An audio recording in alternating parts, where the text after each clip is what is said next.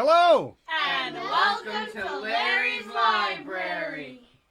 Hello, welcome to Larry's Library. Tonight we complete the story of Pinocchio by Collodi. So Pinocchio has had a pretty rough life as a puppet so far, but he yeah.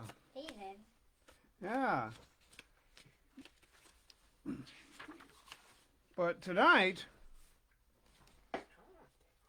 actually, well, I got lost. Oh, tonight Pinocchio at last ceases to be a puppet.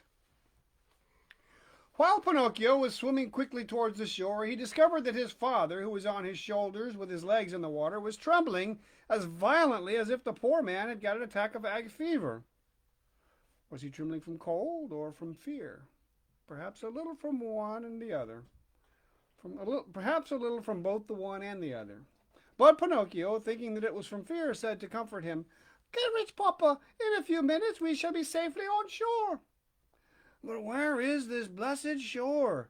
asked the little old man, becoming still more frightened, and screwing up his eyes as tailors do when they wish to thread a needle. "I have been looking in every direction, and I see nothing but the sky and the sea." "But I see the shore as well," said the puppet. "You must know that I am like a cat. I see better by night than by day." Poor Pinocchio was making a pretense of being in good spirits, but in reality, he was beginning to feel discouraged. His strength was failing, he was gasping and panting for breath.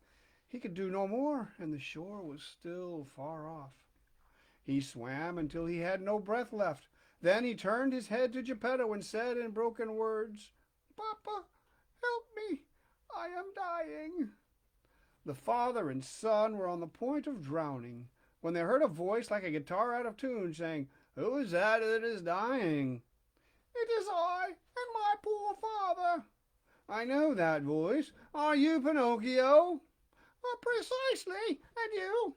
"I am the tunny, your prison companion in the body of the dogfish." "And how did you manage to escape?" "I followed your example. You showed me the road, and I escaped after you." "Tunny, you have arrived at the right moment. I implore you to help us, or we are lost." "Willingly and with all my heart.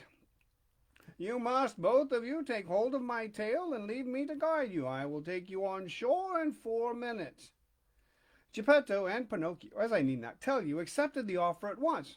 But instead of holding on by his tail, they thought it would be more comfortable to get on the tunny's back. Having reached the shore, Pinocchio sprang first on land that he might help his father to do the same. He then turned to the tunny and said to him in a voice full of emotion, "My friend, you have saved my papa's life. I can find no words with which to thank you properly. Permit me at least to give you a kiss as a sign of my eternal gratitude." The tunny put his head out of the water, and Pinocchio, kneeling on the ground, kissed him tenderly on the mouth. At this spontaneous proof of warm affection, the poor tunny, who was not accustomed to it, felt extremely touched, and ashamed to let himself be seen crying like a child, he plunged under the water and disappeared. By this time the day had dawned. Pinocchio, then offering his arm to Geppetto, who had scarcely breath to stand, said to him, "Lean on my arm, dear Papa, and let us go. We will walk very slowly like the ants, and when we are tired we can rest by the wayside." "And where shall we go?" asked Geppetto. "In search of some house or cottage where they will give us for charity a mouthful of bread and a little straw to serve as a bed." They had gone not 100 yards when they saw by the roadside 2 villainous-looking individuals begging. They were the cat and the fox, but they were scarcely recognizable. Fancy, the cat had so long feigned blindness that she had become blind in reality, and the fox, old, mangy, and with one side paralyzed, had not even his tail left. That sneaking thief, having fallen into the most squalid misery, one fine day had found himself obliged to sell his beautiful tail to a traveling peddler who bought it to drive away flies. "Oh, Pinocchio," cried the fox, "give a little charity to 2 poor infirm people." "Infirm people," repeated the cat. "Begone, impostors! answered the puppet. "You took me at once, but you will never catch me again." "Believe me, Pinocchio, we are now poor and unfortunate indeed." "If you are poor, you deserve it. Recollect the proverb, stolen money never fructifies. Begone, impostors." And thus saying, Pinocchio and Geppetto went their way in peace. When they had gone another 100 yards, they saw at the end of the path in the middle of the fields a nice little straw hut with a roof of tiles and bricks. "That hut must be inhabited by someone," said Pinocchio. "Let us go and knock at the door." They went and knocked. "Who is there?" said a little voice from within. "We are a poor father and son without bread and without a roof," answered the puppet. "Turn the key and the door will open," said the same little voice. Pinocchio turned the key and the door opened. They went in and looked here, there, and everywhere, but could see no one. "Oh, where is the master of the house?" said Pinocchio, much surprised. "Here I am, up here." The father and son looked immediately up to the ceiling, and there on a beam they saw the talking cricket. "Oh, my dear little cricket," said Pinocchio, bowing politely to him. "Ah, now you call me your dear little cricket. But do you remember the time when you threw the handle of a hammer at me to drive me from your house?" "You are right, cricket. Drive me away also. Throw the handle of a hammer at me, but have pity on my poor papa." "I will have pity on both father and son, but I wish to remind you of the ill treatment I received from you, to teach you that in this world, when it is possible, we should show courtesy to everybody, if we wish it to be extended to us in our hour of need." "You are right, cricket, you are right, and I will bear in mind the lesson you have given me. But tell me how you managed to buy this beautiful hut." "This hut was given to me yesterday by a goat whose wool was of a beautiful blue color." "And where has the goat gone?" asked Pinocchio with lively curiosity. "I do not know." "And when will it come back?" "It will never come back. It went away yesterday in great grief, and bleating it seemed to say, 'Poor Pinocchio, I shall never see him more.' By this time the dogfish must have devoured him." "Did it really say that? Then it was she! It was she! It was my dear little fairy!" exclaimed Pinocchio, crying and sobbing. When he had cried for some time, he dried his eyes and prepared a comfortable bed of straw for Geppetto to lie down upon. Then he asked the cricket, "Tell me, little cricket, where can I find a tumbler of milk for my poor papa?" 3 fields off from here there lives a gardener called Giangio who keeps cows. Go to him and you will get the milk you are in want of." Pinocchio ran all the way to Giangio's house, and the gardener asked him, "How much milk do you want?" "I want a tumblerful." A tumbler of milk costs a halfpenny. Begin by giving me the halfpenny." "I have not even a farthing," replied Pinocchio, grieved and mortified. "That is bad, puppet," answered the gardener. "If you have not even a farthing, I have not even a drop of milk." "I must have patience," said Pinocchio, and he turned to go. "Wait a little," said Giangio. "We can come to an arrangement together. Will you undertake to turn the pumping machine?" "What is the pumping machine?" "It is a wooden pole which serves to draw up the water from the cistern to water the vegetables." "You can try me." "Well, then, if you will draw 100 buckets of water, I will give you in compensation a tumbler of milk." "It is a bargain." Giangio then led Pinocchio to the kitchen garden and taught him how to turn the pumping machine. Pinocchio immediately began to work, but before he had drawn up the 100 buckets of water, the perspiration was pouring from his head to his feet. Never before had he undergone such fatigue. "Up till now," said the gardener, "the labor of turning the pumping machine was performed by my little donkey, but the poor animal is dying." "Will you take me to see him?" said Pinocchio. "Willingly." When Pinocchio went into the stable, he saw a beautiful little donkey stretched out on the straw, worn out from hunger and overwork. After looking at him earnestly, he said to himself, much troubled, "I am sure I know this little donkey. His face is not new to me."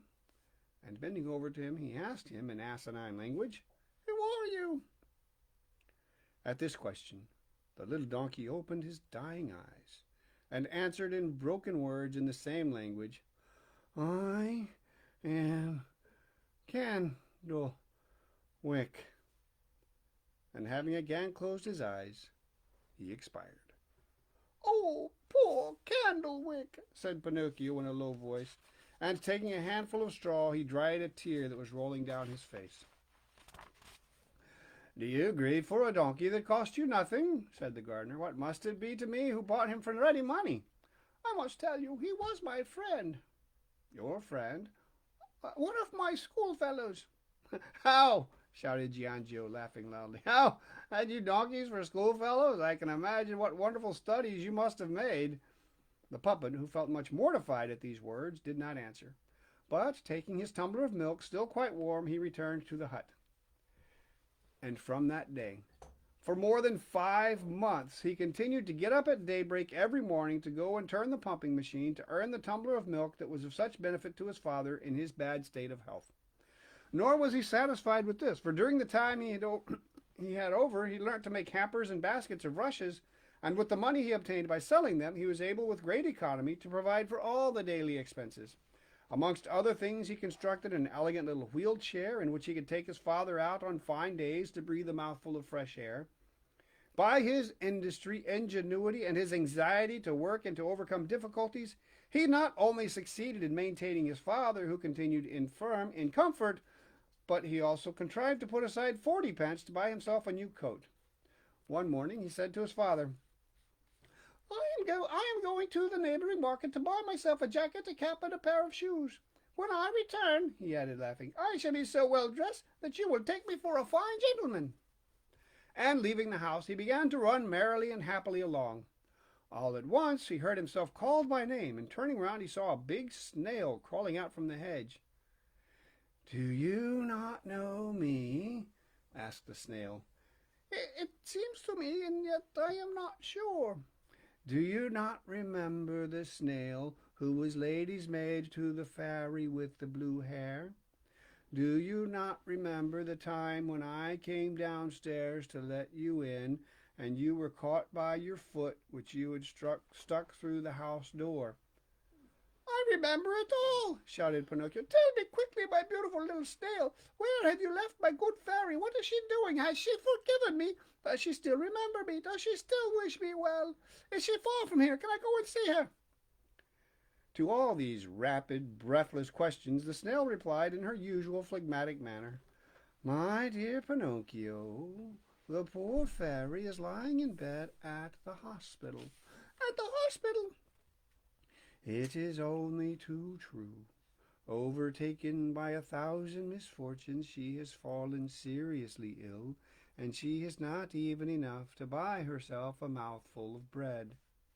"Is it really so? Oh, what sorrow you have given me! Oh, poor fairy, poor fairy, poor fairy! If I had 1,000,000, I would run and carry it to her, but I have only 40 pence. Here they are. I was going to buy a new coat. Take them, snail, and carry them at once to my good fairy."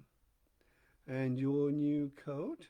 "What matters my new coat? I would sell even these rags that I have got on to be able to help her. Go, snail, and be quick, and in 2 days return to this place, for I hope I shall then be able to give you some more money. Up to this time I have worked to maintain my papa. From today I will work 5 hours more, that I may also maintain my good mamma.